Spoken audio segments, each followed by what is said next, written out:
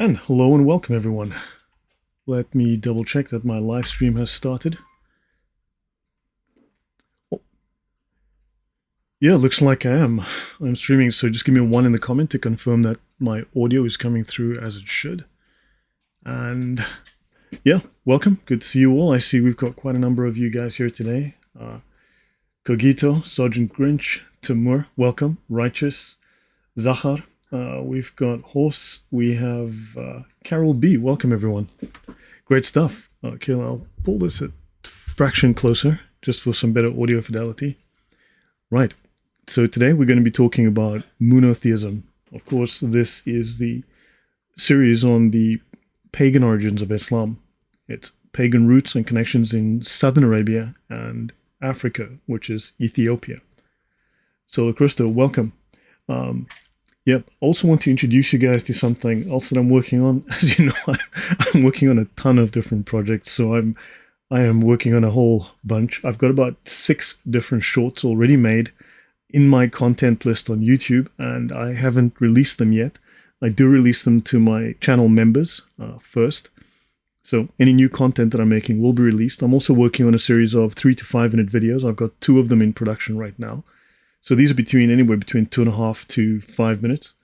I'm sort of aiming at about 3 minutes, and these will be topics in history. So talking about things like the Council of Nicaea, things like that, the biblical canon, the founding of the biblical canon. So to try to keep those to a couple of minutes, so make a short out of it as well as make a 2 to 5 minute video on these topics to make it easy to provide some decent history about this. Let me jump over to what I have here. So currently what I'm working on is Aryanism. So this is the current working title. The controversy of Arius, the heresy that shook the early Christian church. Because I'm really interested in the history of the church, of course. Now, I don't really do apologetics, but really that is something that all of us are to some degree responsible for. If we're Christians, we would want to defend the faith, and we would want to make sure that we are presenting the faith as accurately, historically, and truthfully, factually as possible. Carol B, I don't know how you do all this, Lloyd, with such depth and quality. Thank you. I appreciate that. Yeah, I just worked really hard. I used to do engineering. I used to build multi-million-dollar security systems that were very complex and had to function flawlessly.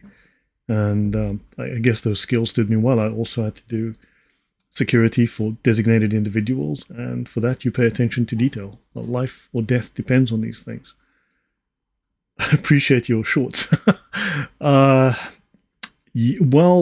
Horse, I mean, look, I mean, if you're going to be complimenting my my shorts, then I'll take compliments wherever I can get them. Jehovah's Witnesses are modern day Aryans, and technically so are Muslims in a real sense. Yes, Adele, but you're right. So briefly, so we're talking about Aryanism. Notice that Arius believed that Jesus was a created being, rather than fully God and fully human. This is also the heresy adopted by Islam. Now, Muslims do claim they believe in Jesus, just not the Christian Jesus.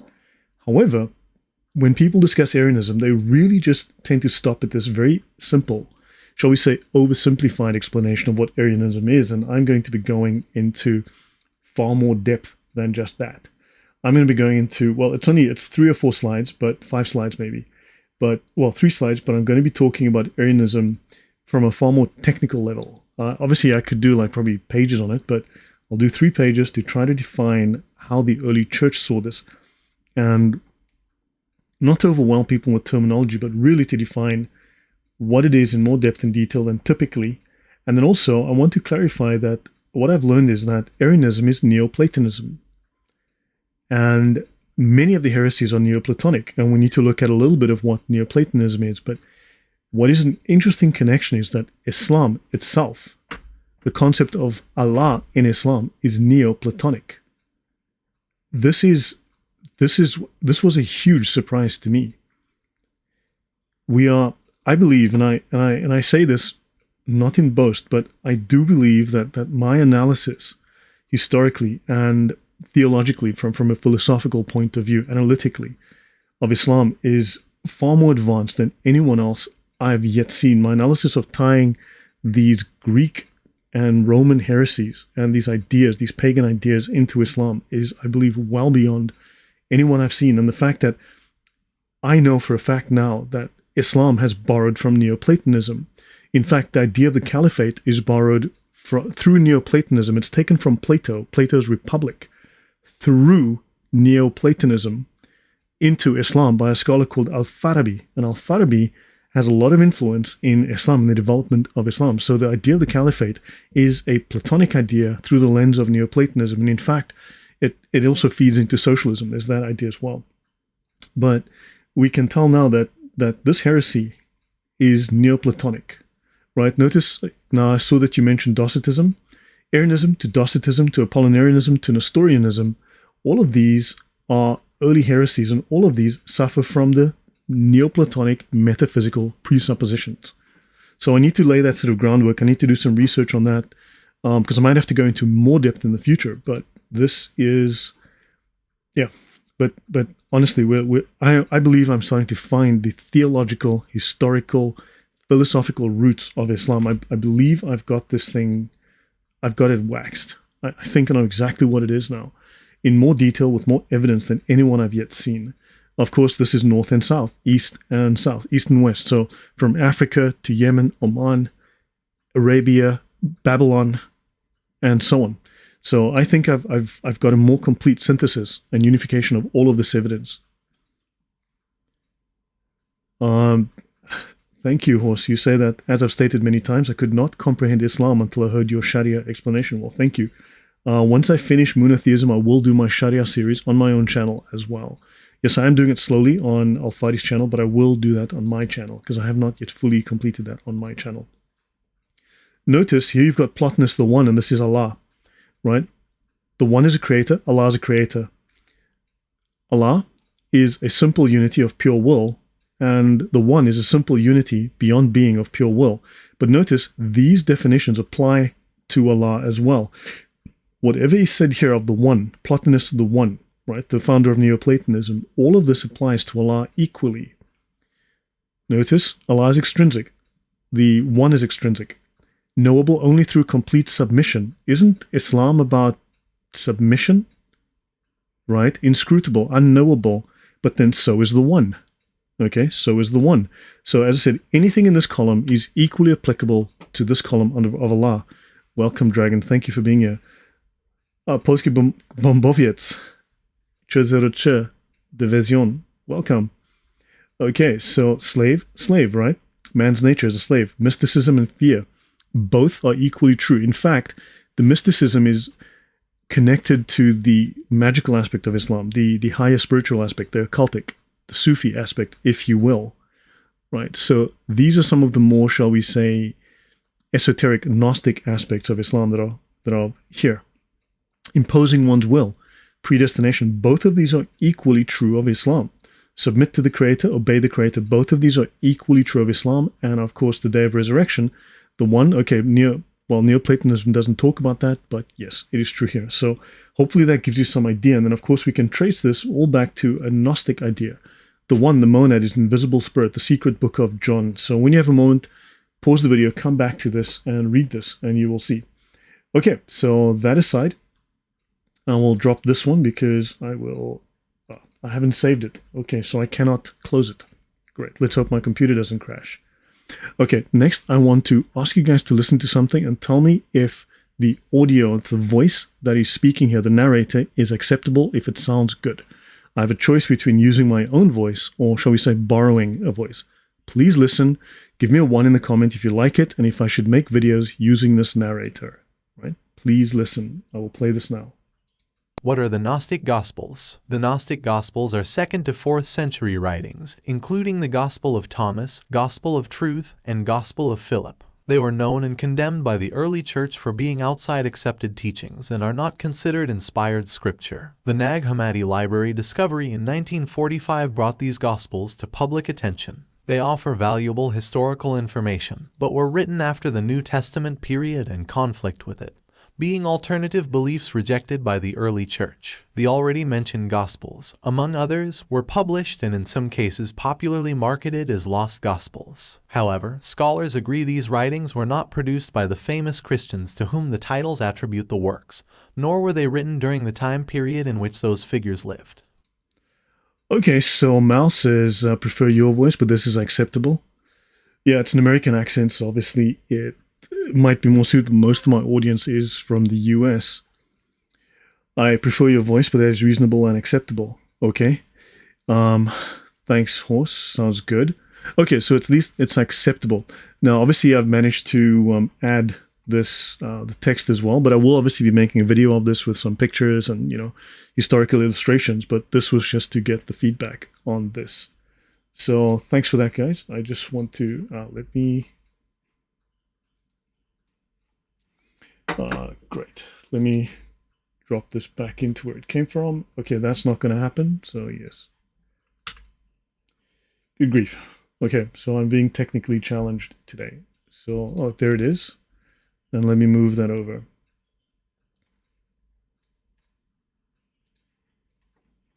Okay, so now to our show, what we're here for today. Let me...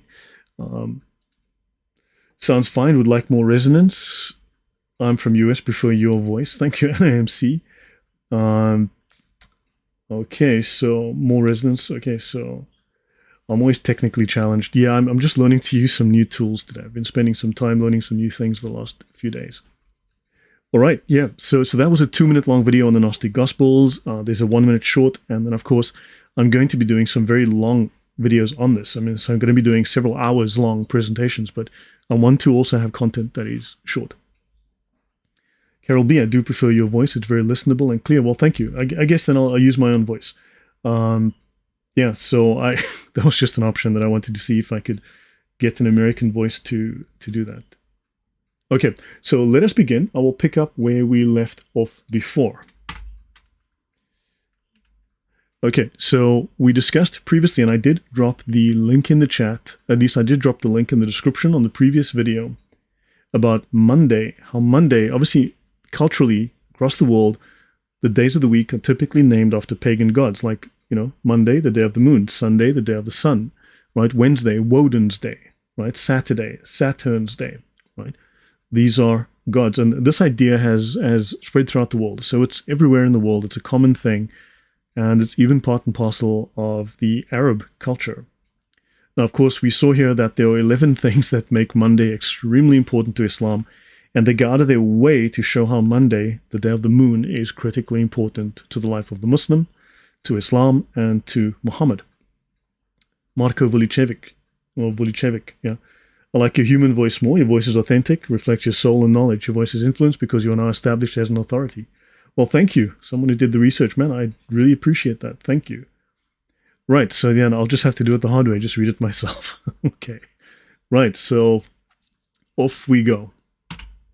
Now, I did mention this, right? That Monday is the day Muhammad was born, and that revelation was sent down to him, and he died on a Monday, and a whole bunch of other things are also about Monday. And Muslims are encouraged to fast on Mondays, and this, of course, someone mentioned has a connection to Hinduism as well. Okay? Wednesday, Odin's Day, Woden's Day, right? And of course, this article, 11 virtues of Mondays that Muslims need to know on Muslim Hands UK.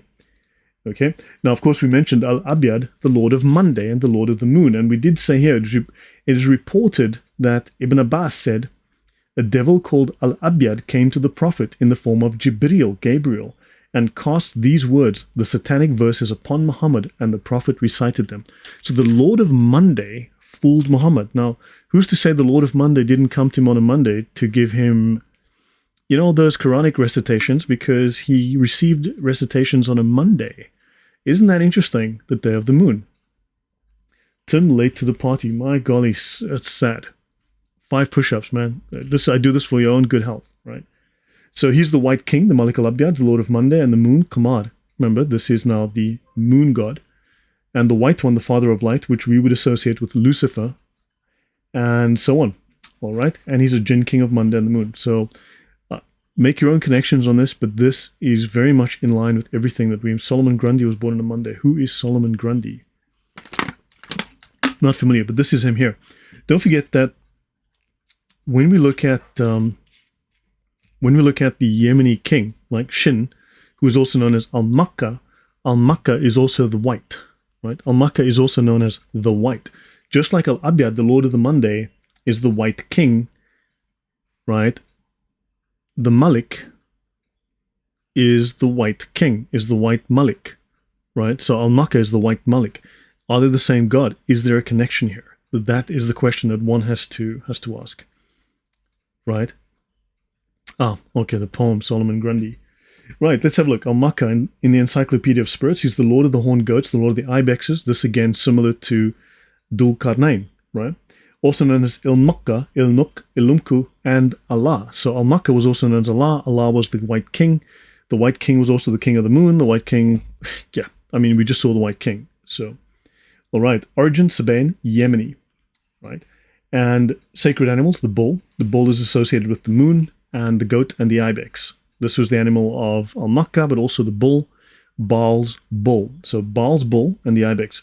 Baal is also Al-Makkah. Al-Makkah is Allah. Allah was Baal because the Baal of the Kaaba was Hubal.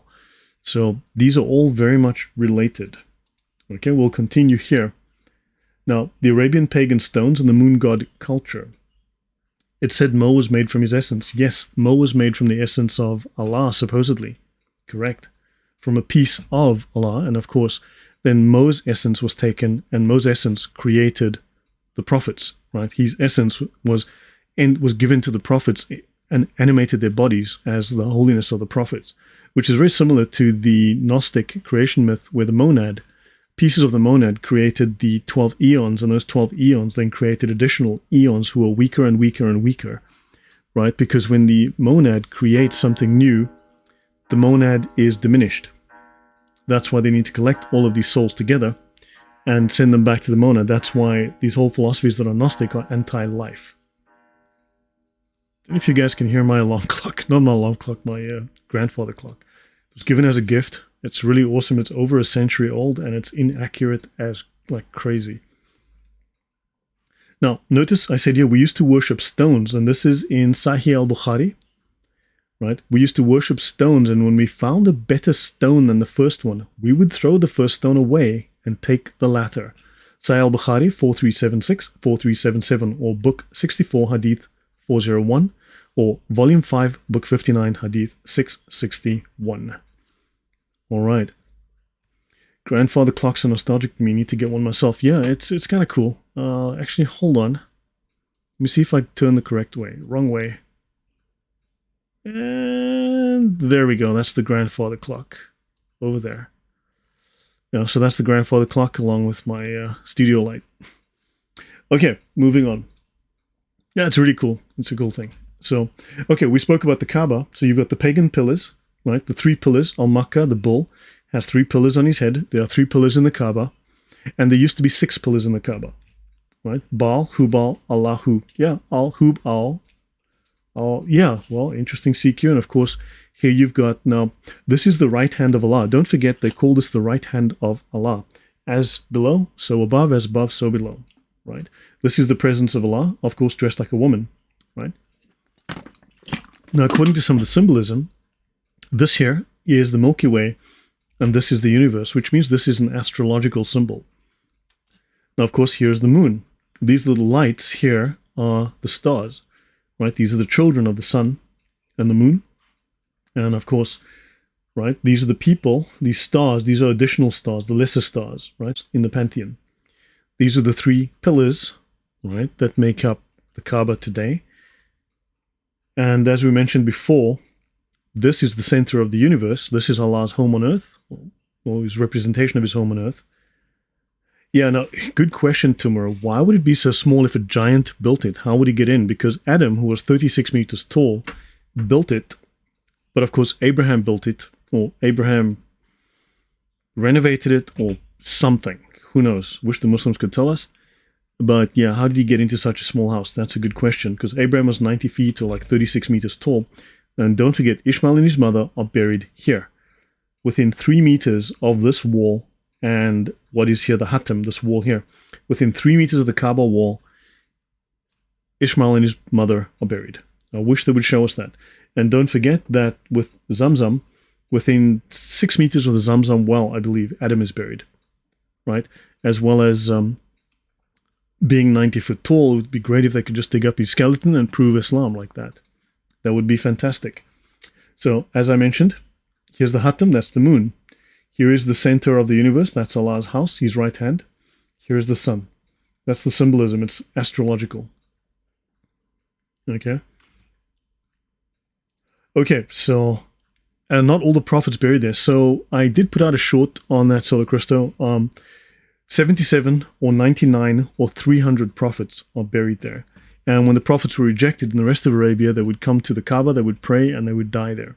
So yes, at least 77 of the prophets are buried next to the Kaaba, up to 300 of them. Yep.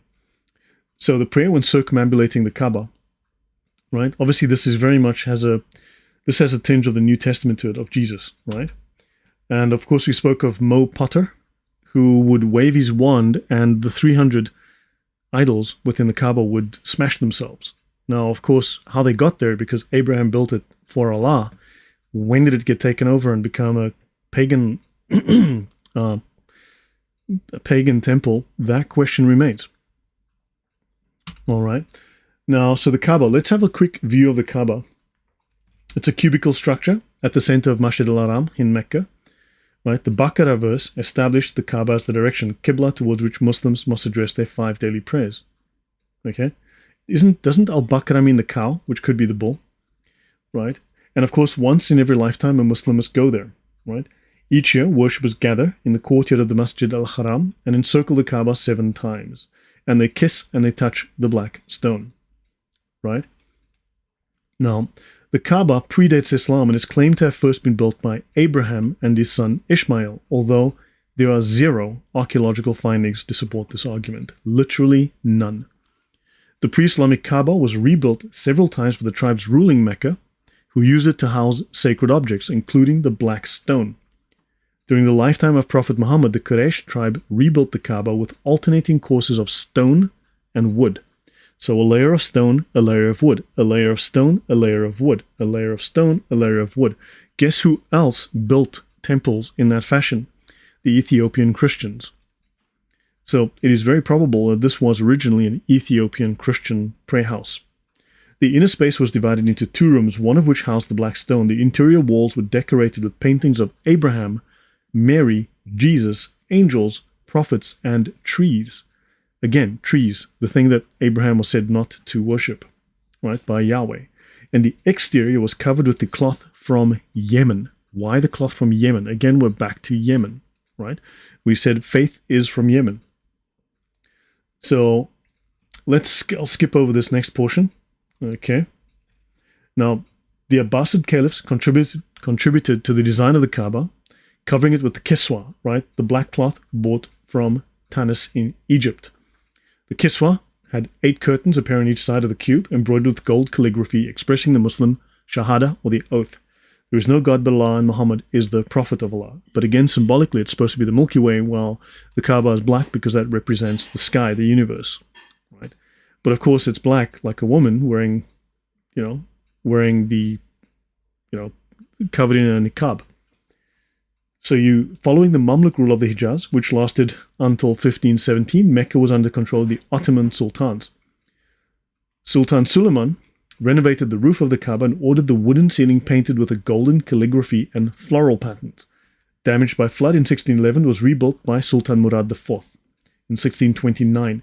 New foundation was laid according to Abraham's plan, while the upper structure was built with large granite blocks resting on a 25 centimeters high marble base. 3 columns were built to support the roof on the inside. Those are very narrow columns, but originally there were 6 columns. Now remember, we started this presentation some time ago, months ago. Episode 1 was about the original temples of the Yemenis with 6 columns. So originally there were 6 columns at the Kaaba. Now they've got 3, which are the same as the number of the columns typically on the iconography of Al-Makkah. The silver door was placed off-center on the northeast wall, 2 meters above ground level. The Kaaba was covered with 2 cloths, a red cloth covered with a black one that were annually replaced. Okay, so that's a little bit about that. Now, In 1976, the interior of the Kaaba was decorated with gold, geometric motifs, and inscribed with Quranic verses. What this does tell us is that finally you have power, that is a welcome.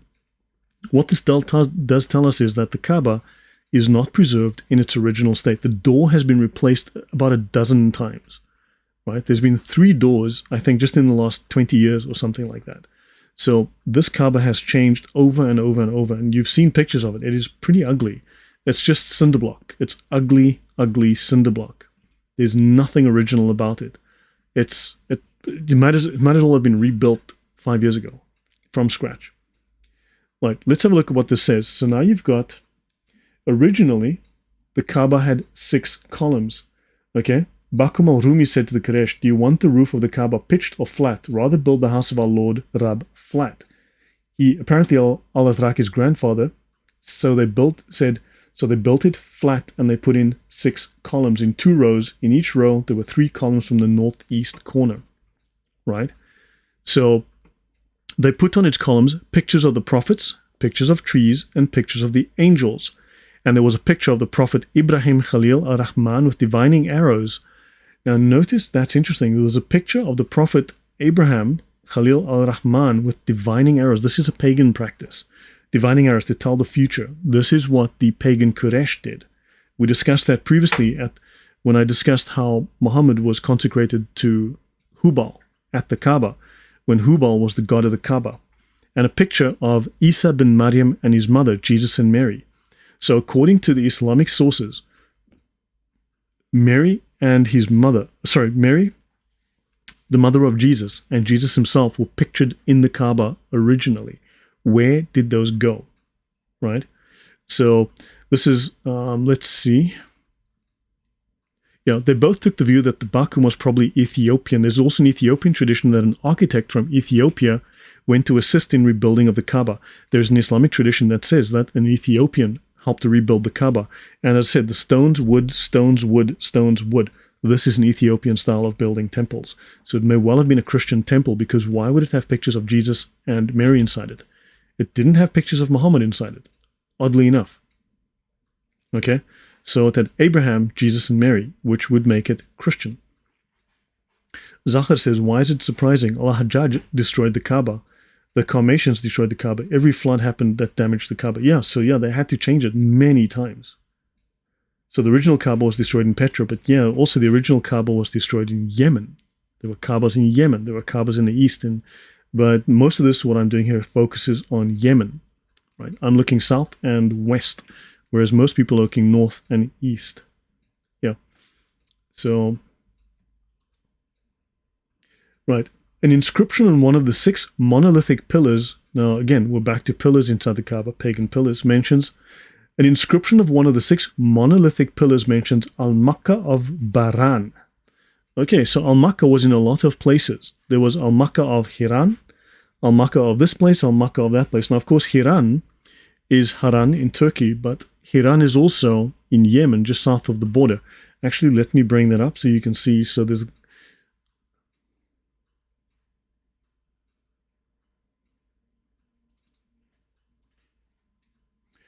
So, Al-Makkah of Hiran, this here is Hiran.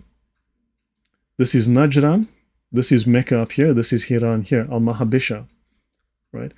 So Hiran, this is named after Haran, which is all the way up here. This is where Abraham came from. Right? This is where Abraham came from. So you had Al-Makkah of Baran, which I'm not sure exactly where it is. I did look that up. I can't remember exactly where that is, but it's not critical now. So a 5th century BC bronze plaque fragment from the Baran temple shows 2 ibexes. We established that the ibex is the animal of Al-Makkah, an Assyrian-style tree of life between 2 winged bulls and 6 warriors in procession. The ibexes and bulls are moon god symbols, and the warriors with severed hands, shows that Al-Makkah was a war and moon god. All of the moon gods of Arabia were war gods. Right? The moon gods were war gods. Allah is a moon god, therefore Allah is a war god. Now, the severed hands reminds one of the punishments in the Quran, and the Quran says to cut off the fingertips and heads, and of course they cut off hands too in Islam, right? The historian Azraqi said that the angels circumambulated in heaven around the celestial Kaaba, and the Kaaba on earth was similar to the one in heaven. The historian Tabari related that Muhammad connected the worship of Allah and the movement of the stars. So once again, you have a connection with this as a celestial, astronomical religion, an astronomical cult. This is not original. There's nothing original that Islam brought. There's nothing original that Muhammad brought.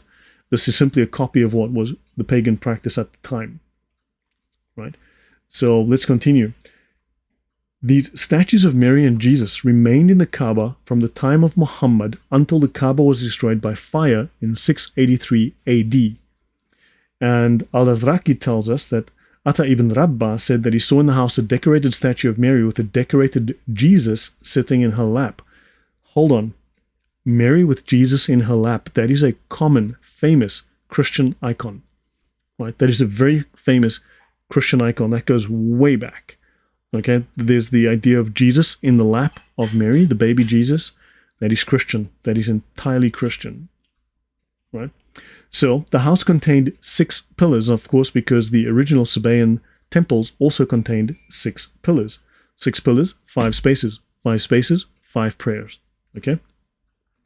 And the representation of Jesus was on the pillar next to the door. This was destroyed in the fire at the time of Ibn al-Jubayr, also spelled Zubair. Atta said he was not sure that it was there. It had been in the time of the Prophet, but he thought that it was. Okay, there you go. So they're telling us that this used to very probably be a Christian house of worship. Now, this is slightly offbeat. Okay? I was unsure about including this. Okay? Now, let me see. Now, this is something that I'm not sure about. So look, this is the Kaaba. If you look at this, this is the Kaaba, right? The Kaaba is cube-shaped with 8 corners. The 8-pointed star is a symbol for Ishtar, Venus, the pole star. John of Damascus was writing about Mohammedans, saying that they worship a black stone that was the hand of Venus. Okay, the hand of Venus. That's important. In the Kaaba, the black stone is inserted into a yoni. The female part is the fertility sign equals Venus, and Venus is the god of fertility, right? In the wall. So in the Kaaba, the black stone is inserted into a yoni in the wall. Female part, right, is a fertility sign, and Venus is the goddess of fertility. The Kaaba represents Venus, and the black stone is, as St. John said, the hand of Venus. Okay? Next, Lucifer is one of the various figures in folklore associated with the planet Venus. The entity's name was subsequently absorbed into Christianity as a name for the devil. Modern scholarship translates the term in the relevant Bible passage where the ancient Greek figure's name was historically used, right, as morning star or shining one, rather than as the proper noun, Lucifer. Now, of course, the shining one, right, is also effectively the name of Al-Makkah, the white one, the shining one, Al-Makkah, right? This was the main god of Arabia, and very likely the god of Muhammad. As a name for the devil in Christian theology, the more common meaning in English, Lucifer, is the rendering of the Hebrew word Hillel. Pronunciation, Hillel. What is a Hillel? Well, that's the crescent star. What is on top of every mosque? The crescent star, the Hillel. The Hebrew word for Lucifer is the Hebrew word Hillel. On top of every mosque is a Hillel, which in the Hebrew is the symbol for Lucifer. So you guys tell me what you think of that. Is that relevant? But so seems that Abdul's destroyed all Kaabas all over except the one in Mecca. Now I know what Tawhid means. Yeah, the Tawhid, yeah. So okay, the Prophet has named the black stone the right hand of God. Now hold on, we just had here the writing about Venus. The black stone was the hand of Venus. Now the Kaaba is the black stone is the right hand of God. Hold on, Venus. They worship a black stone that was the hand of Venus. The Prophet has named the black stone the right hand of God. Now, is God Venus? Right? So, in fact, one poses there one's hand to conclude the pact, and God obtains there our pact of allegiance and submission. In the Quranic terminology, Allah is the king, and in his realm there's a metropolis, al-Qura, and in the metropolis naturally a palace, the Bayt Allah, the home of Allah. If a subject wants to testify to his loyalty, he has to go to the royal palace and conclude personally the pact of allegiance. The right hand of the invisible God must be visible symbolically, and that is the Al-Hajar al-Aswad, the black stone in the Kaaba, and that is according to Muhammad Hamidullah, according to a Muslim. So what connections do you infer from this? I mean, there's just too much of this stuff that just cannot be ignored, Understand? So you've got the crescent is the Hillel, right? Which in the original Hebrew is the name for Satan. And of course, you've got Venus is the hand of Venus. So the black stone is the hand of Venus, which is the hand of Allah. So you tell me, how much plagiarism, how much literal copying, how much plagiarism, how much adaptation. Okay? Yeah, well, I mean, the whole idea of sexual, you had the idea of Venus, you had the idea of female sexual goddesses within Islam, what was in the Kaaba. Yeah, there's a lot of that going around. It's hard to pin down, but definitely there are links here to paganism. To claim this rock described in the Greek source would be speculation. It's indicative of stone veneration going way back. Yeah, well, true. To rescue the arrows of Petra had a holiday and met at the rock. Yeah, but also, look, there's a lot of talk about what's going on in Petra, but there's also very little talk about what goes on in Yemen. And Muhammad went out of his way to erase the evidence in Yemen. Right? So, it's written Hillel. Yeah, Hillel, correct. So, Hillel, the Arabian moon god, Lucifer. Let's have a look. Lucifer is one of the figures in folklore associated with the planet Venus, originally stemming from a son of the personified dawn, the goddess Aurora in Roman mythology. The entity's name was subsequently absorbed into Christianity as a name for the devil. So, modern scholarship generally translates the name where the ancient Greek figure's name was historically used, as morning star or shining one, rather than as a proper noun, Lucifer, right? As a name for the devil in Christian theology, the more common meaning in English, Lucifer, is the rendering of the Hebrew word Hillel, right? The same as the moon god, the crescent moon that Islam uses and venerates, right? Now, the translators of this version took the word from the Latin Vulgate, which translated this word by the Latin word Lucifer, meaning the morning star, the planet Venus, or as an adjective, the light bringer. So notice, Lucifer, right, means the morning star, the planet Venus. Now we've got these links to the planet Venus. As a name for the planet in its morning aspect, Lucifer, the light bringer, is a proper noun and capitalized in English. In Greco-Roman civilization, it was often personified and considered a god, and in some versions considered a son of Aurora, the dawn. A similar name used by the Roman poet Catullus for the planet in its evening aspect is Noctifer, or night bringer. So, yeah. Not sure what to make of it, but again, there's a lot of evidence here that needs to be investigated. So the devil is multifaceted. Yeah, and look, they would make things up as they went, quite bluntly. These are all Gnostics. They'll just make it up as they go. Right? There are heaps of coins with the crescent on it, Greek, Roman. Yeah. No, I understand this is literally everywhere, but then again, if you think about it, letters are everywhere too. But letters in the Satanic Bible, right, which are identical to letters in a technical book on how to fix bicycles, don't mean the same thing, right? Same symbol meant for different purposes. So the application is for something completely different. All right. So Hilal in Arabic means the crescent moon, yeah. But Hilal in the Hebrew means Satan. Okay, let's continue. Megaliths. Now let's have a look at megaliths. Is the Kaaba a megalith? Who is Iblis in Islam then? I have no idea. I haven't looked deeply into that. Look, I mean, they would have invented new things. They would have had to change the story to throw people off the trail, to, confuse things. So, yeah, I mean, I'm just focusing on what I can determine. Now, let's speak of megaliths, because the Quran may well be a megalith, very much like, say, Stonehenge in England. So, in its origin, it now appears the Kaaba might even have features in common with the Great Stone Circle on Salisbury Plain. So, okay. So, this is an article, May-June 1982, in a magazine called The Sciences, and this is on, this is on archaeology, of course. Islam had its genesis in the urban trading center of Mecca in the early 7th century. At the time, a proliferation of gods was worshipped there. Some of them tribal and associated with sacred stones and trees. Others astral and linked with the sun, the moon, and Venus, or such prominent stars as Canopus.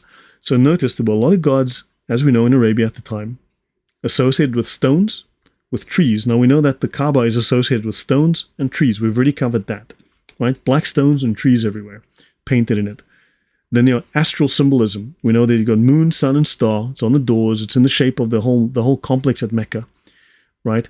And also Venus. We've just covered some links to Venus, or such prominent stars as Canopus. So we're going to have a look at Canopus soon as well, to see how the Kaaba connects to Canopus. In the early part of the 7th century, the walls were built up, probably in alternate layers of stone and wood, like the churches of Ethiopia. Interesting. Now you've got this. David A. King, Associate Professor of Arabic and History of Science at New York University, has written some 50 papers on the history of astronomy and mathematics in medieval Islam. He's completing a book, The World About the Kaaba, a study of the sacred directions in medieval Islam. Excellent. So this guy seems to know what he's talking about. So notice the Kaaba was built in a style. When is nonsensicism? Coming soon. I have a whole bunch of series. I need to finish the Sharia series. Right now I'm doing, obviously the Pagan the Gnostic connections to Islam on Thaddeus' channel. I still need to do it on my channel. Tell you what, I tried twice have a meeting with my members to invite them to actually discuss what I should prioritize, what I should do first, just to get their input as well. So, yeah, but look, let's do a stream one day. I'll do a stream on how I do research, and we can discuss what I should do next. All right, or you guys can just leave a chat in the comment, leave comments, and tell me what it is that I should do next. Just drop your vote and I can put up on my members on my membership page now, my community page. I can also put a poll and ask what is it that I should do next, right? But nonsensicism is basically finished, and I just need to make a start because I've got like 3 or 4 different discussions to have on nonsensicism. So now we know that the Kaaba, from an archaeological perspective, resembles the churches of Ethiopia. Do I accept crypto? Yes, I would most certainly accept crypto. Yeah, if you need a wallet address, I'm sure I can figure something out. How can this low IQ people put together the Quran since every other verse is stolen from somewhere? Seems like they wrote the traditions first and then put together the Quran. Actually, I'm glad you mentioned that, Zahad. Let me actually look at something for you. So let me go here, and I need to go. I have mentioned this before. Yep. So let me actually bring this up. This is a book called Creating the Quran. I'm just going to bring up a larger version now.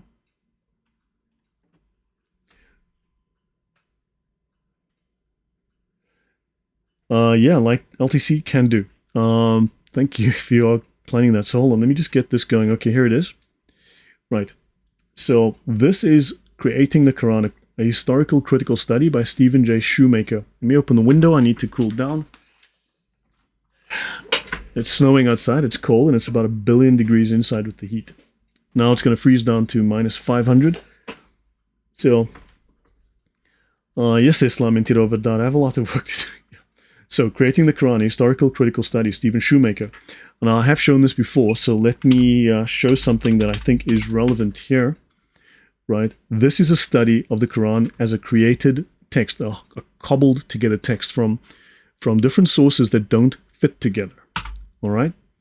So let me bring this up. Okay. This is the case of the Cathisma Church. So let me go find you the Cathisma Church. The Cathisma Church in Jerusalem. Let's have a look. Okay, this is Jerusalem. And here is the location right here. I've tried to get Google to change this pin because this pin is wrong. It's at a freaking filling station. This is the Cathisma Church right here.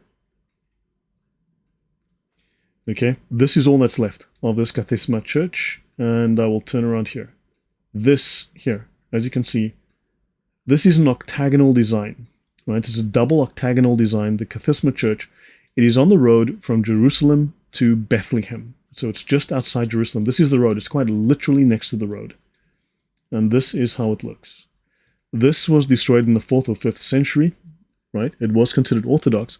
But this rock that is here. So let me bring up this here.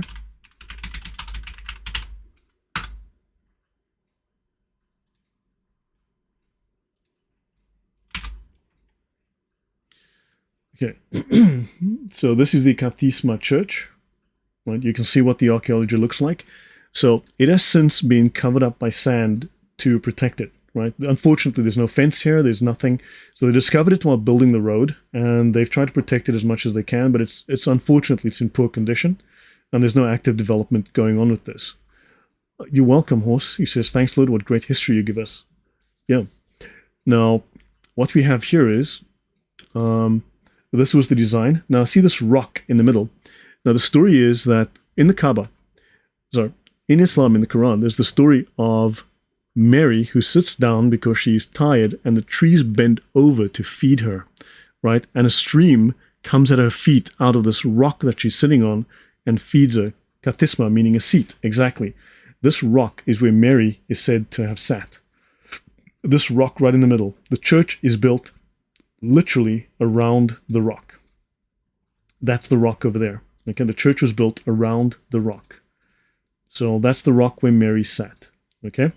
Now, the case of the Cathisma Church and the Quranic nativity tradition in Quran 19:22 to 28. Right, so this is the Quranic verse here. Right, so let me just change that to green so that I know what I'm dealing with. Okay. Leaves little question that we must approach the Quranic text as a corpus of traditions that remained open even beyond Muhammad's lifetime. So we're being told by these scholars the Quran was being edited and adapted well after the death of Muhammad. Okay? It was continuing to absorb Jewish and Christian traditions in the decades after the believers. They were not yet called Muslims, the believers. Don't forget, though, that Christians were originally called believers, but of course the Muslims wanted to be the believers, so they took over the name from the Christians.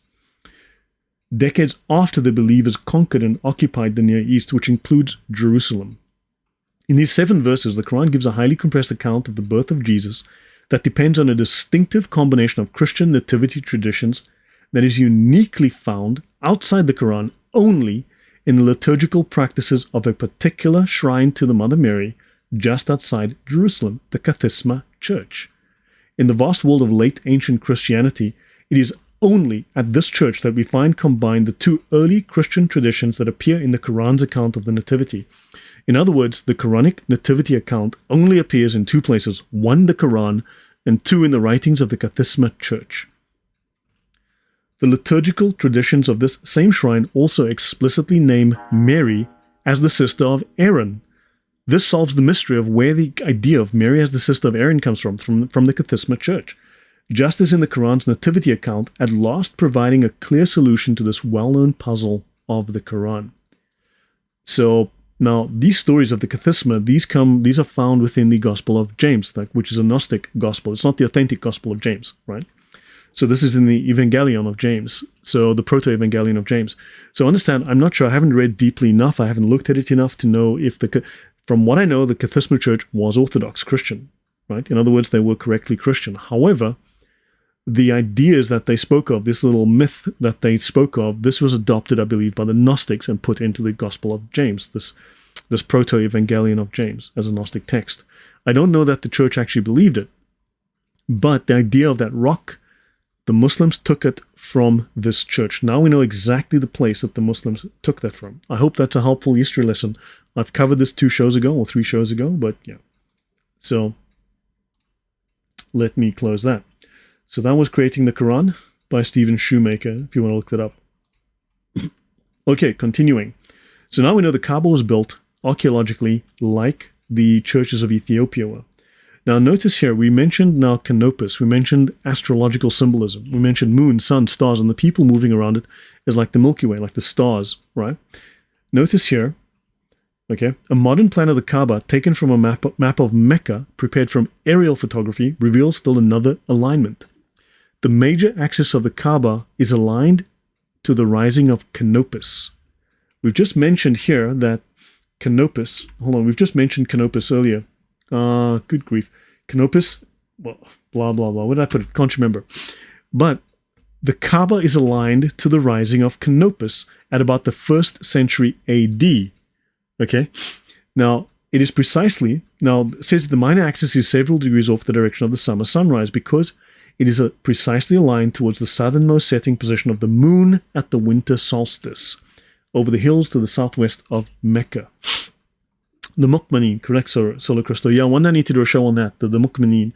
That is also very important. When I do my talk on, man, it'll blow your mind. When I do the talk about early Christianity in Arabia, it'll absolutely blow your mind. You're like, good grief, Islam is just plagiarism to the max. So notice the Kaaba is an astrological symbol. It's an astrological megalith, just like Stonehenge and like other henges. The major axis is aligned to the rising of Canopus. It is aligned towards the southernmost setting position of the moon at the winter solstice, over the hills to the southwest of Mecca. This discovery was made a few years ago by Gerald Hawkins, best known for his work on the alignments of Stonehenge, which conducted in the 60s. So now, the Kaaba has something in common with Stonehenge. It's a megalith. So originally it was a megalith. If Muslim don't want to know their history, the Christians and atheists must know Muslim history. Yeah, look, atheists don't want to know their own history. I'll tell you bluntly. Atheists absolutely, positively do not want to know the history of atheism. They will deny their own history point blank. They don't want to know. Because their own history is not what they think it is. Roughly every 19 years, the crescent moon sets at the spot on the horizon visible along the southeast side of the Kaaba. Here's my question to you. Isn't the number 19 important to Islam? Don't they always talk about 19 in Islam? Right? There's this whole idea about the number 19. Am I right or wrong? Just remind me, because so every 19 years, the crescent moon sets at the spot on the horizon visible along the southeast side of the Kaaba. This lunar alignment is also found in many megalithic sites in Europe. So this lunar alignment that is found in megalithic sites in Europe is also the same as with the Kaaba. Carol B, I was going to mention the number 19. Yes, and that's where we get the number 19 from in Islam. The crescent moon sets here. That's where this is. Now, there is no mention of the specific lunar alignment in the medieval Islamic texts of folk astronomy. Okay? So, is it significant or merely fortuitous? But pagan Arabs of the blah blah. Okay, let's skip all that. Now, paganism. All things considered, it seems likely that the Kaaba was a kind of microcosm of the celestial and terrestrial universe of the pagan Arabs. Each of the most important aspects of their physical world is represented, of the celestial. So you've got the sun, the moon, you've got Canopus, the brightest star in the southern sky. Okay, that's of the celestial. Sun, moon, and Canopus, the brightest star. Then of the terrestrial, you have the winds, the rains, and the geographic directions. Unifying the cosmos of celestial bodies, winds, rains, and directions in this way would not have been strange to the pre-Islamic Arabs. This is starting to tell us if the Kaaba is built and aligned just like the megaliths in Europe and the megaliths in other places like South America, if it has the same kind of alignments, the same kind of astronomical alignments, then it was built pre-Islam. It was pagan. Right? So this would not have been strange to the pre-Islamic Arabs. Astronomical and meteorological phenomena were intimately connected in their folklore. So, yeah. So, Solar Krista, oh, please do so soon. What should I do soon? Unless you're a few minutes behind me in the talk. Yeah, proof Muhammad put it in the Quran, Mary and Aaron. Yes, Mal, most certainly. Now we know where it comes from. Let's look at Atar, the gender-fluid god Alat. So now you've got the moon god, Atar. He is the son of, well, he's the star, technically. So he's the child of the moon and the sun, right? Atar. Also known as Ishtar. Interesting. Atar is the male representation, Ishtar the female. Now, he's a Semitic deity whose role, name, and gender varied by culture. He was either male or female, always identified with the planet Venus. Now, hold on, now we've just come back to Venus. So this god was identified with the planet Venus. In pre-Islamic South Arabia, he was worshipped as a god of war. So, wow, thanks for subscribing. I am Sudan. Welcome, and thank you for subscribing. Okay. Now, Alat, according to a recent study, is believed to have been introduced into Arabia from Syria and was moon goddess of northern Arabia. If correct, she corresponds to the moon deity of South Arabia, Al-Makka. Al-Makka was Hubal. Makka was the shining one, the white one.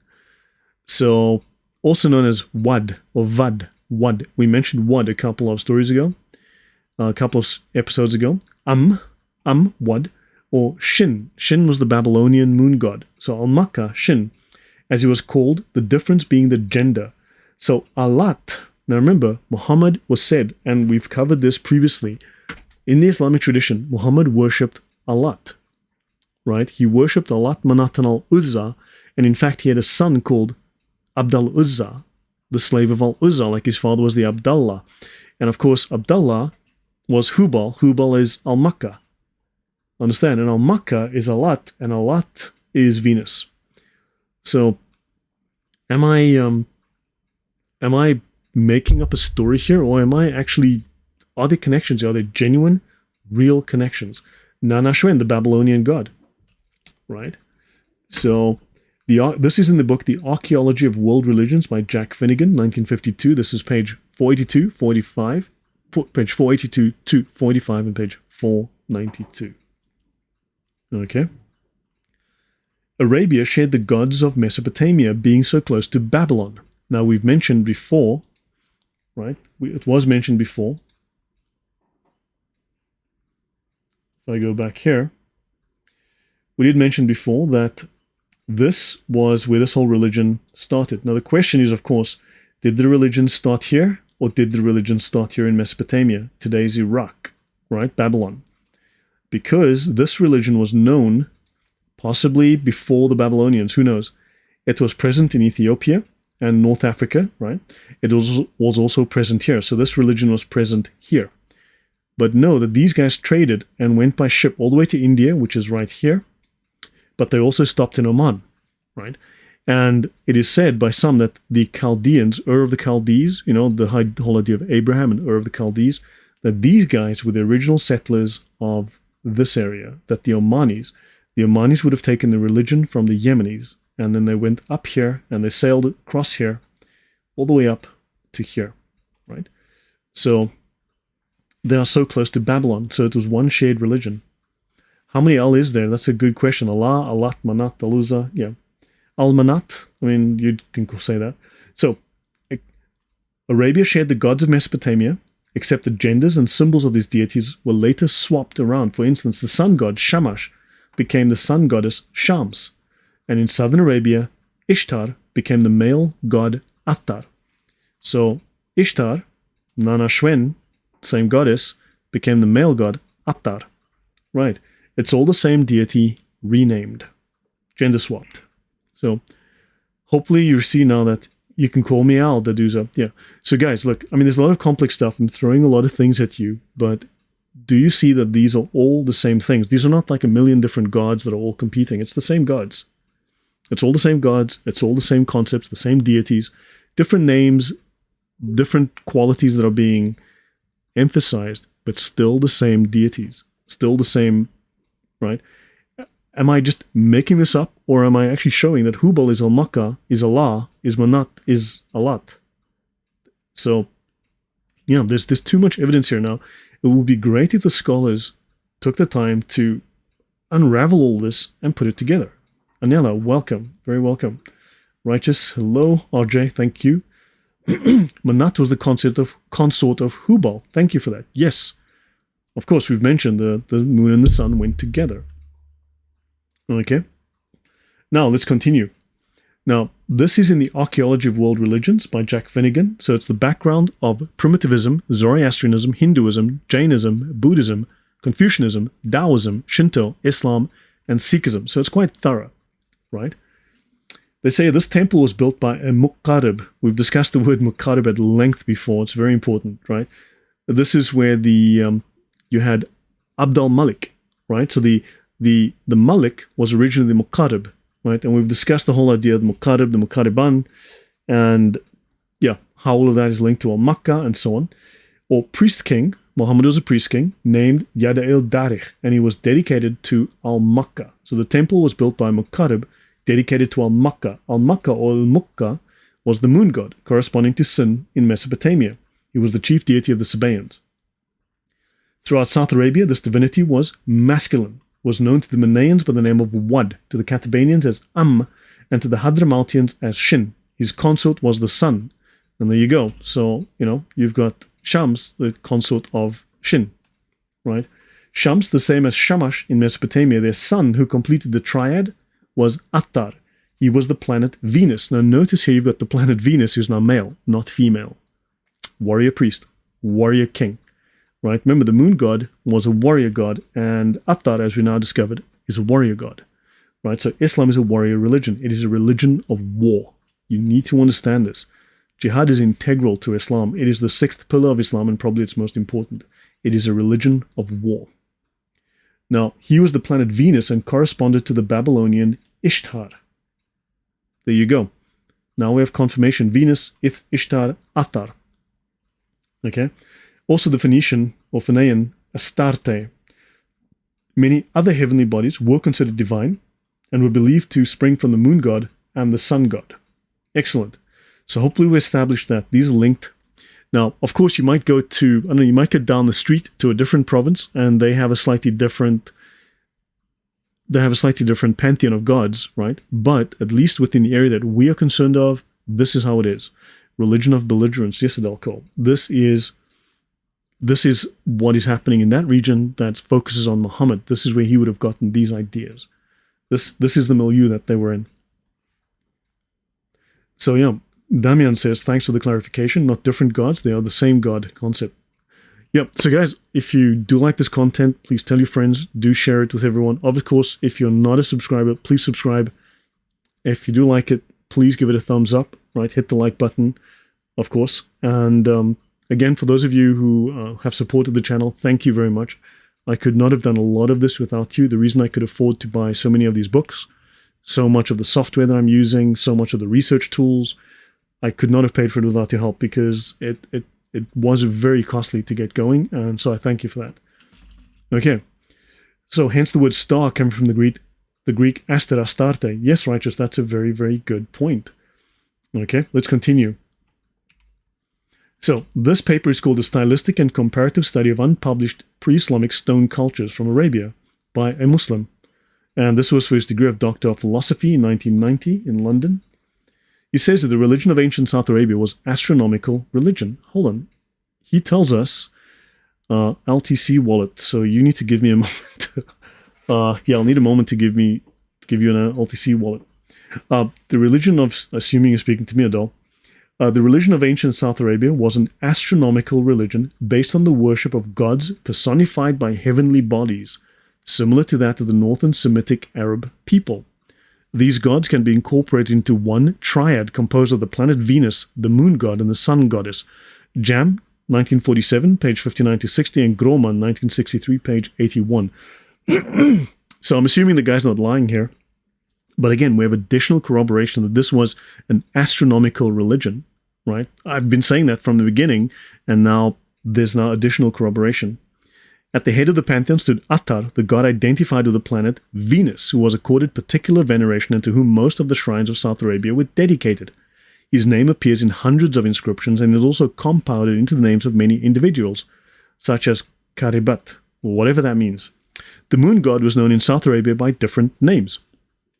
Anbay to the Catabanians, Il-Makka or Haubas to the Sabaeans, Wad to the Manaeans and Osanians, and Shin to the Hadramautis and to the Babylonians. The third of the triad is the sun goddess, who was believed to be the consort of the moon god. The sun goddess was also known by different local names, notably Dat, blah blah blah, to the Sabaeans, and Nikra to the Manaeans, and Diliat Zahran to the Catabanians. Great stuff. So the same god in a different region, to a different tribe, to a different group, would have a different name, but it's the same god.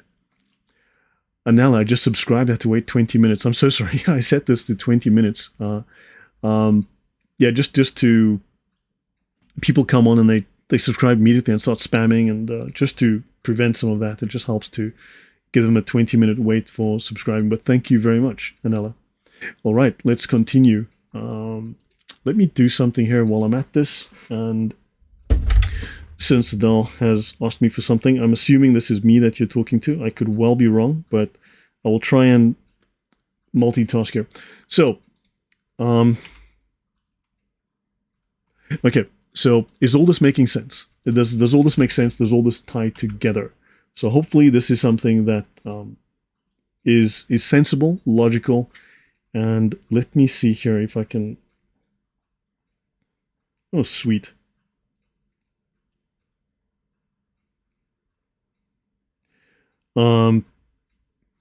So, Adele, assuming you're speaking with me, and I hope I have that right, and I'm not reading this wrong. What network are you going to use? Litecoin, the BNB Beacon Chain BEP2, or BNB Smart Chain BEP20? So just let me know the chain you're on and I'll send you a code. I'll send you a wallet address, assuming that's the case. Okay, Muhammad's sons. Now, Muhammad had sons, okay? Abdalat and Abd Manaf. Manaf was the star god. Believe it or not, was just another name for the star god, okay? Abd Manaf, the slave of Manaf and the slave of Alat. We've just discussed Alat. We just had Alat come up over here. Alat, notice, Alat is al-Makkah.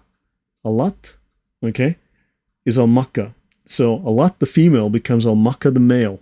So she goes from Syria, female, to Arabia, male. That's why I've also told you that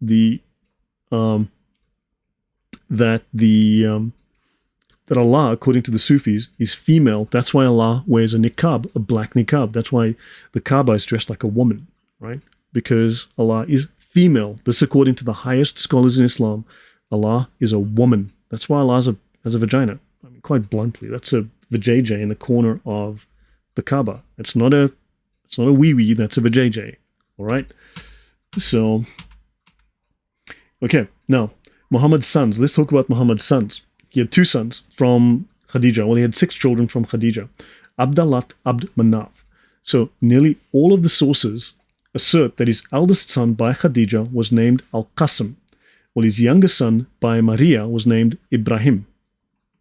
Okay, BNB, so hold on, let me... Yeah, but I need to know if you're talking Smart Chain BEP20, Adele, or Beacon Chain BEP2. BEP2 or BEP20. I'm going to give the... Because if you use the wrong chain, it is going to go wrong. Okay? If you use BEP2, you're going to need a tag, and BEP20 doesn't need a tag. So here you go. This is BNB. Sorry, guys, for the distraction. BEP20 for LTC. I've just dropped it in the chat. Okay, that's the code there.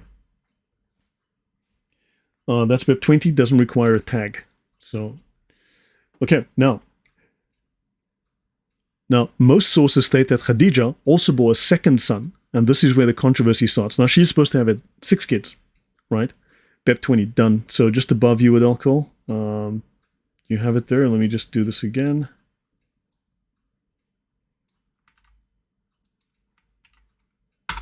Second time.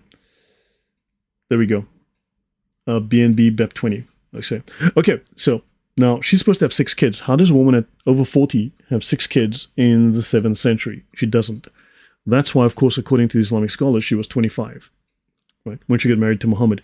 The number 40 also has magical significance, like the number 19 has magical significance. That's why Muhammad is 40 when he started getting revelation from Allah on Mondays, right? Because the number 40 has magical significance. These are all very important numbers for magic in Islam. So, yeah, the Sufis say Allah is female. Correct. That's what I've read.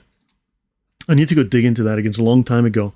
I need to really dig into that. Now, of course, when you talk about Allah being female, then you're going to start talking about, Adal Cole keeps talking about Nana Shwen, right?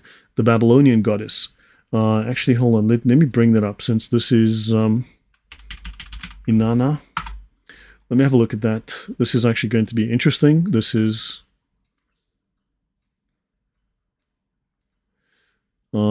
this symbol. Yeah, this is the one I want here. This is Inanna, right? Now you've got Nana Shwen, Inanna. She is, now look, this is not exactly an accurate depiction. It's just a quick one that I did. She's got the owl familiars. She's an animal creature, right? She has wings, but this will eventually take you to, if you go down this road, okay? I'm not prepared to talk about this at length because I need to really dig into this. But this will take you down the road to supposedly Adam's first wife. Adam's first wife is called Lilith. So let me bring that up. Adam's first wife is called Lilith. Lilith became a demon that ate children. She went evil. Right, so this is Adam's first wife. So if you start going down the road of Allah is a female, you're going to start coming down to these female goddesses. And yeah, let's just say it's an interesting trek, but I am not... Ajay, why do you say Allah is a woman? I'd like to know, what are your reasons for thinking so? No, Brian Johnson, you would think a female deity would care more about the treatment of human females. Look, she was evil, okay? Lilith was evil. So basically, she was banished. She's mentioned twice in the Bible. I believe in Isaiah there's a book she's mentioned. She's banished to the dry, high places. She is banished by God to the deserts. And she's banished to the caves. So you draw your own connection. Deserts and caves. Pop a guy called Mo into that picture and see what you come up with. Okay, that's where that goes. At least from a mythological point of view, from the story within the writings of the ancient Jews and so on. This is where you're going to get. So you figure it out for yourself. I'm not going to go there today. I need to. A long time since I've read through that stuff, but there's some interesting stuff there. Lilith, cave demon, Hera cave, exactly. Okay, she was a succubus. And Muhammad used to have all of these crazy. He was a sex maniac, and two, he used to have these crazy episodes where, so maybe she was taking her benefit from him, right? Yeah. So let's continue. Okay. So most sources state that Khadija also bore a second son, and this is where the controversy starts within Islam. Usually called Abdullah, some sources say Khadija had 3 sons. Al-Tayyib, the good, and Al-Tahir, the pure. Ibn Sa'd says these were the bynames given to one person, and that his real name was Abdullah. Okay, so these are these 3 people or one person? Now, this is contradicted by an old tradition from Al-Nawawi. Now, Nawawi is a giant in Islam. I mean, he is a giant. This guy is top echelon. You can't, this guy is solid. You can't get better than this. Who says that Muhammad's 2 sons by Khadija were named Abd al-Uzza and Abd Manaf. Ibn al-Mutana also says that the second son was named Abd Manaf. Abu Ubaidah says it was the first son who was named Abd Manaf. A later historian, Ibn Nasir al-Din, says that Al-Qasim was a 3rd son born after Islam. So you've got multiple sources now attesting that Muhammad had 2 kids called Abd al-Uzza and Abd Manaf. Al-Uzza, Manat. Now, of course, if you go to Petra, the main god of Petra was Al-Uzza. She was the main goddess of Petra. Now, of course, you get stories saying there were 3 separate gods, Manat, Alat, and Al-Uzza. Okay? Of course, other stories tell you that Alat, Manat, and Al-Uzza were one goddess. Okay, so you get lots of, depending where you go, you're going to get conflicting versions of these stories. But this is not unusual. This is normal because these people were just making it up as they went, right? So Ibn Kathir reports tradition that Ibn Haytham spoke to Hisham ibn Urwa, Aisha's nephew, great, about Muhammad and Khadija's sons, plural. Ibn Haytham asked if it was true that they were named Al-Tayyib and Al-Tahir, and Hisham replied that is a lie. Their names were Abd al-Uzza and Abd Manaf and Al-Qasim. Now you got 3 kids. So Abd al-Uzza, the main goddess of Petra. So now you've got a link to Petra. You've got Abd Manaf, who was Venus, we've just spoken about that. So understand, this is all very, so this just goes round in circles and comes back to the same point. Okay? So these traditions are contradictory, and it is not possible to harmonize all the information. Now, this is not to say that they couldn't have deliberately spread contradictory information, deliberately to confuse the situation, because it might have been that the basic facts of it were too obvious. It showed that Islam was both pagan and plagiarized paganism and Gnosticism, quite bluntly, that it was a ripoff of existing religion. So maybe they deliberately spread smoke to keep it clouded. Right? One possibility is that Abdul-Uzza was the real name of Khadija's son by her first husband. He also died in infancy and is called Abdullah in the surviving records. That would leave Al-Qasim and Abd Manaf as the names of Muhammad's sons. Now, of course, we have records of Khadija and Muhammad worshipping Alat, Manat, and Al-Uzza. Right? They prayed to them. They had their idols in their house, and they would pray to them at night. Al-Qasim, the distributor, was an acceptable name for a Muslim, but if Muhammad did have a son called Abd Manaf, later Muslims would have been embarrassed over this blasphemous name. They might have given the child the bynames Al-Tayyib and Al-Tahir to cover up his real name before decisively renaming him with the pious name Abdullah. So, that's just Islamic revisionism. So, yeah, let's see if I missed anything in the chat. So, yeah. Okay, I'll continue. I'll go another few minutes to 9. So I started at 7:35, so it's an hour and a half. So, busy day for me tomorrow. So I've got a heavy couple of days ahead. So, let's have a look at Muhammad's pagan family. It's a cocktail of confusion. Most certainly it's a cocktail of confusion. But notice, this confusion only points in one direction. It's all pagan. Now, this is Muhammad's pagan family. What's interesting is this image here has this little bull's horns here with the moon. Very interesting that they've got this symbolism. The bull's horn and the moon on the Kaaba. Very interesting that they've got the Kaaba here in Mecca. This is, just really fascinating, the symbolism. Hashim ibn Abd Manaf was the great-grandfather of Muhammad. So his great-grandfather was called Slave of Manaf. Interesting. Manaf, the god. We've just mentioned this very, very popular pagan god. Righteous says, all the same roots, different generations. Yes. Now, he was the great-grandfather of Muhammad and the progenitor of the ruling Banu Hashim clan of the Quraysh tribe in Mecca. Hashim was the son of Abd Manaf. Okay, so Hashim Abd Manaf was the son of Abd Manaf. Great. And of course, Abd al-Muttalib was the first Meccan to introduce this practice, called dyeing the hair with henna to his fellow tribespeople, which he learned during a visit to Yemen, where its use was widespread. So now you know that Abd al-Muttalib, this is Muhammad's uncle, I believe, who adopted him, or his grandfather who adopted him, had gone from Mecca to Yemen. So he'd learned Meccan customs. What other Meccan customs and beliefs, what other traditions, be it maybe theological, had he brought with him? But understand, we know now that there's pagan connections and there are Yemeni connections. Let's continue. Sukat Manaf, Encyclopaedia of Islam, Volume 6, page 349.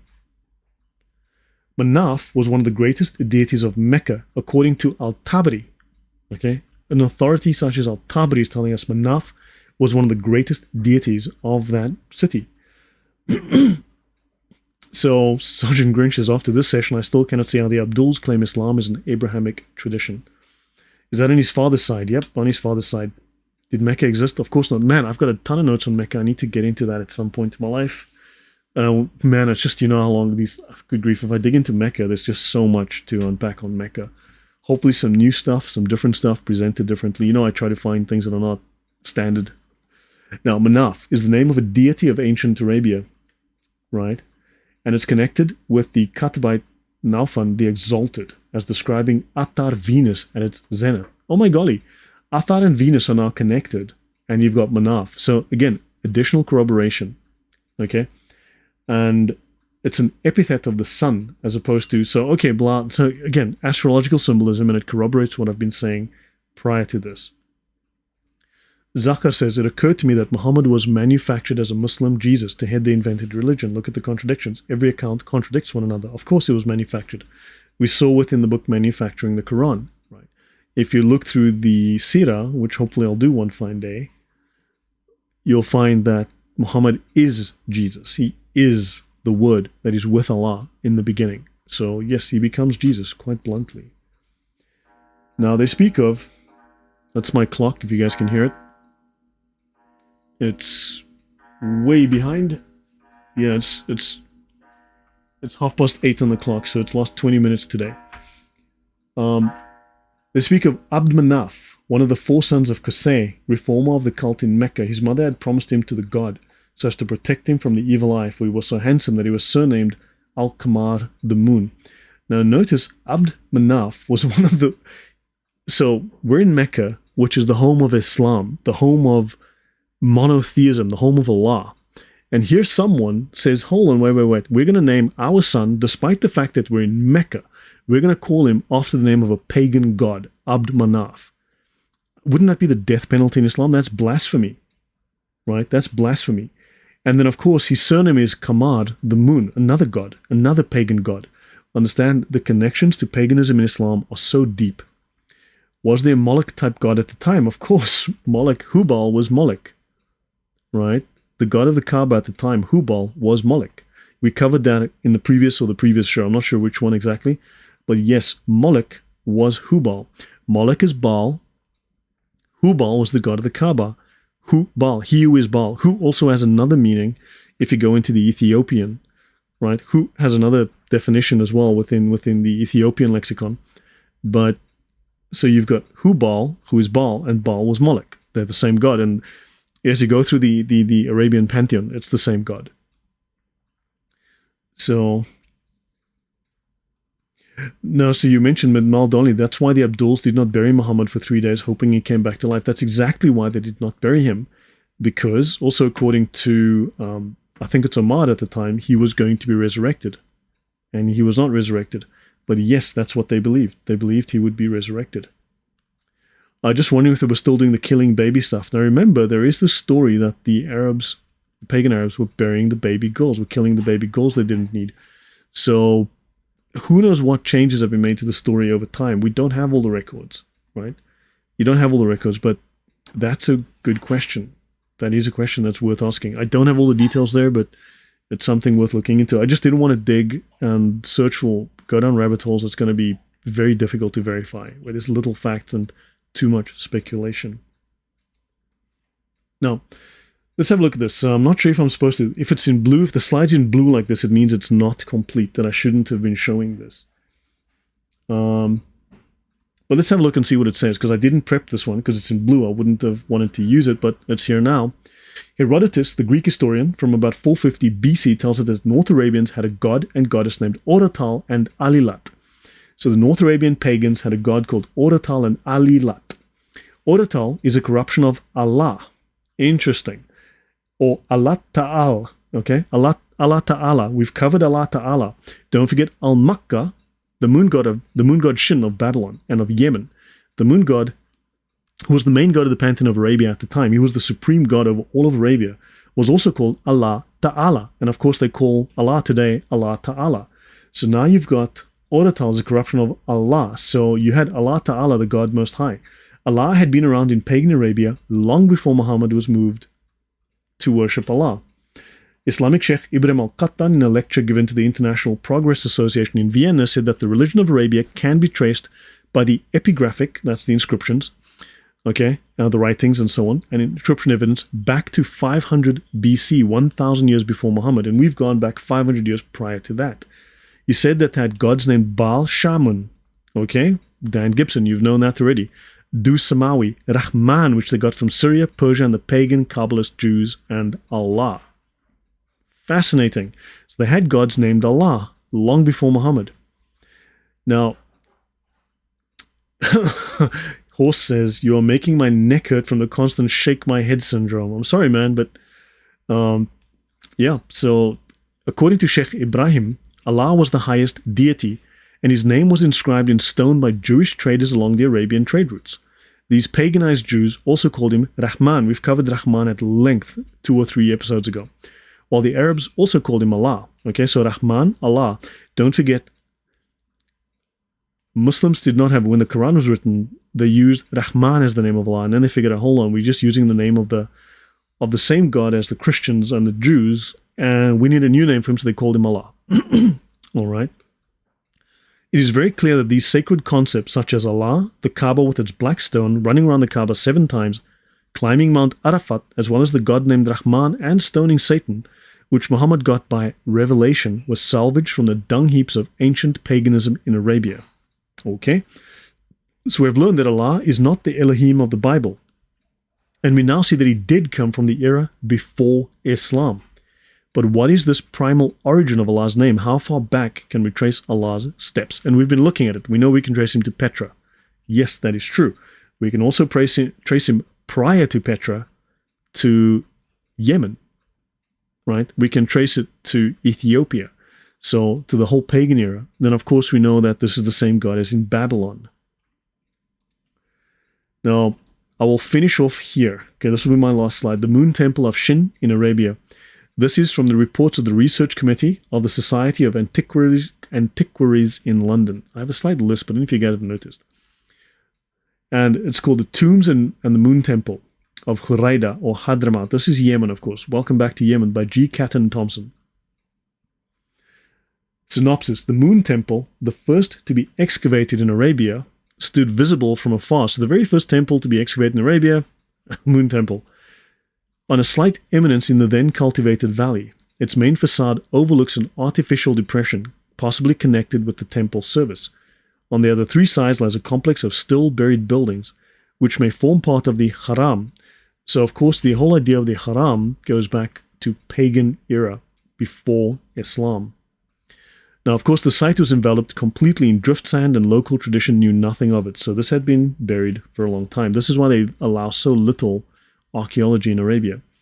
There were stumps of stone pillars, and the plaster and stone skirtings of partition walls which divide the area into forecourts and passages. The orientation of the building follows the Mesopotamian practice of setting the corners to the 4 cardinal points. So now you've got this temple to their Allah, which is built according to the Mesopotamian practice. So again, confirmation of the fact that this is also the Babylonian religion. Now, did the Babylonian religion get imported to Arabia, or did the Arabians take the Babylonian religion to Mesopotamia? That's the question here. We don't know, but the main facade looks southwest. It's been extended, and okay.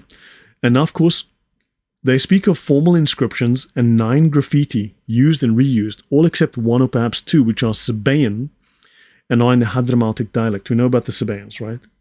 Professor Rickmans traces blah, blah, blah. Okay. But now, in 22, the dedication to Shin is preserved. So in 22 of these inscriptions, the dedication to the god, the moon god, Shin, is preserved. We know that Shin is Alat, Shin is Allah, Allah is Hubal, Hubal is who Muhammad was consecrated to at the Kaaba, because Hubal was the god of the Kaaba. And of course, you have the deities Dathimyan, Haul, Qal, okay, Al-Makkah. So there you go, back to Al-Makkah. Excellent. Shin is Al-Makkah. And they speak of disintegrated mud brick that clinched the evidence. So the decisive evidence here is they speak of, which further supported by scarce shards and masonry fragments, some finely dressed, one of which bore the letters Shin, which is Shin. So the moon temple of Shin. So now lots of people, when I first introduced this, were saying that, no, this is not the god of Arabia. No, it's not, this is the Mesopotamian god, and the main god is this, and the main god is that. No. The evidence is very clear from the archaeology that Shin was the main god of Arabia. He was the Allah of Arabia, and of course we know who Allah is. And they speak here, an incomplete Shin invocation is archaic, and it invokes the moon god under the Sabaean name Al-Makkah. So now we've got incontrovertible evidence that Shin is the moon god of the Sabaeans, which is Al-Makkah. Shin is also the moon god of Babylon, Mesopotamia. So is the moon temple where the word Yasin comes from, because the most important, chapter 36 of the Quran is considered the most important, the heart of the Quran. And the heart of the Quran, the chapter is called Yasin. I covered this, I believe, 2 episodes ago. So again, every time you go down a rabbit hole, you come out at the same place. All of these rabbit holes lead to one place only. Allah was a pagan moon god. Through and through. Through and through. All of these gods are one family, one pantheon. All of the names, they're one pantheon, one family. All of the confusion eventually always comes to a single pantheon. And Muhammad was bathed in this pantheon. Okay? So, notice here, the assessment of the architectural influences creative of the moon temple is not easy, though partial assimilation of foreign models is manifest. Its orientation as well as its tutelary deity are rooted collaterally far back in Babylonia. So, of course, this is Babylon. And yeah, okay. And of course, they have affinities with Syria, blah, blah, blah. So, yeah, the whole region was covered in Babylonian religion, which was pagan religion, which was the moon god religion, which was the religion of Abraham's mother, his father, his grandfather, his uncle, his wife. So, I know people say Khadija was Christian. I absolutely don't believe that. I don't think that's true. If she was Christian, then she was a Gnostic. She was a heretic. She was not Orthodox. I doubt she would have been Catholic. People like to say that. And I must admit, quite bluntly, I'm not a Catholic, but people talk a lot of poop about the Catholic Church. Right? So, and yeah. So people like to. People, sadly, Protestants will go out of their way to talk poop about the Catholic Church. And that is wrong, unfortunately. Thank you very much, Adel. Much appreciated. Okay. Yeah, the Muslims have no explanation for this name Yasin. Of course, they claim, well, we just don't know. It's a mystery. We know why. It's Sin. It's the god Shin. It's the Babylonian moon god. Yeah. Villainous says they do have an explanation, but they don't like it. That is very, very true. That is correct. That is it. So, guys, I think I shall end here. Okay. I think, Linda, it's gone a little longer than I anticipated. It's been like an hour and a half. So I hope this has been enlightening. Thank you very much, Adel Cole. Very, very grateful. Thank you all for the great conversation. I hope you've learned something. I hope we all see now that there's only one destination here. Islam originally comes out of blatant paganism. Open, outright, sheer Babylonian paganism. It is primitive. It is pagan. It is just, you've got to go south. Yes, you can connect it to Petra. Unfortunately, the vast majority of the evidence I've uncovered all goes south. Now, if you go to the earlier period, it's all in the south. Now, modern research so far is all north and east. That's later. That's like after Muhammad. I'm looking pre-Muhammad, up to the time of Muhammad. And all of that evidence lies south and west. Africa, which has been utterly ignored, and south, Yemen, which has been utterly ignored. Thank you, Basilgate. Much appreciated. I did drop you those notes in Skype to give you an answer to what you asked me before. So I know you've seen them. If you want to catch up, the next couple of days are impossible, but Thursday, Friday, I do have time if you want to chat. Otherwise, over the weekend, I will be available. And so Fraz is the biggest spreader of poop about the Catholic Church. He is a big spreader of poop. So let us see. Anything I missed? Mal Donnelly says, absolutely brilliant, Lord. I'm rewinding. Good night. So guys, let me get out of here. Thank you all for the advice. Thanks for the feedback. I will use my voice for those recordings. And I was hoping that the other narration was good, but it's acceptable. I mean, at least there's that. So guys, thanks. I hope this has been interesting and helpful and educational, and hopefully it makes sense. Hopefully it's not just me pulling out stories out of my bum, right? But it actually makes logical sense, and all of these threads tie together into a single place. And guys, so these are the pagan roots of Islam. And of course, on Sunday, again this Sunday, coming Sunday, yesterday I did I did an episode with Thaddeus on the Gnostic influences on Islam, the Gnostic roots of Islam, which obviously come after this period. But at the same time, I will be doing another episode with him next Sunday. So there are two roots here, pagan, Gnostic, and then of course you get Islam. So mix the two together. It's a soup of nonsense. Okay. We'll try. My best day is Monday. Mine too, Basilgate. Monday is good for me. If you are free Monday, so the morning will be good. They believe everything the imams tell them. And the imams are instructed to lie to them to keep the peace. That is fully legal. So guys, let me get out of here. Have a good night. I have a tough couple of days ahead tomorrow. I need to get rest. So there's also ancestor worship. There's everything, Andrew. Whatever you think, you'll find it in there. Lepanto, welcome. And thank you guys. How many do we have on the chat today? I have no idea how many we have in the stream. Okay, 50. So guys, thank you and good night.